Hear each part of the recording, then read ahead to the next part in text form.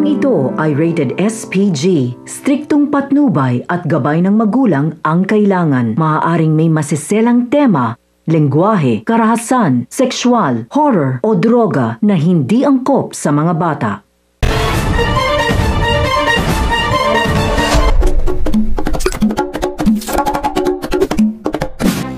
Habang naglalakad sina Tanggol at Mokang ay tinanong ni Tanggol kung bakit pa ba nagpapakahirap pa si Mokang na pumasok sa klase.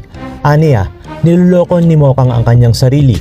Sumagot naman si Mokang na marami siyang mga pangarap sa buhay at gusto niyang maiahon sa kahirapan ng kanyang pamilya.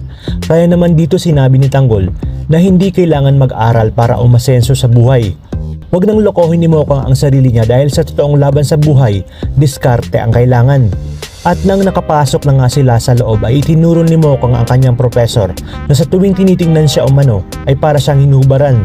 Di na nga nagtagal ay sinugod ni Tanggol ang prop ni Mokang at pinatikim ng kanyang kamao. Talaga nga namang napakahilig ni Tanggol sa pakikipagbasa at ulo. At nang pauwi na sila habang naglalakad sa hindi inaasahang pangyayari ay magkukus naman ang landas ni Tanggol at Ramon. Dahil matapos kang makatakas ni Ramon ay agad niyang pupuntahan ang Kalye Hidalgo sa May Quiapo para hanapin ang babaeng pinagpunlaan niya.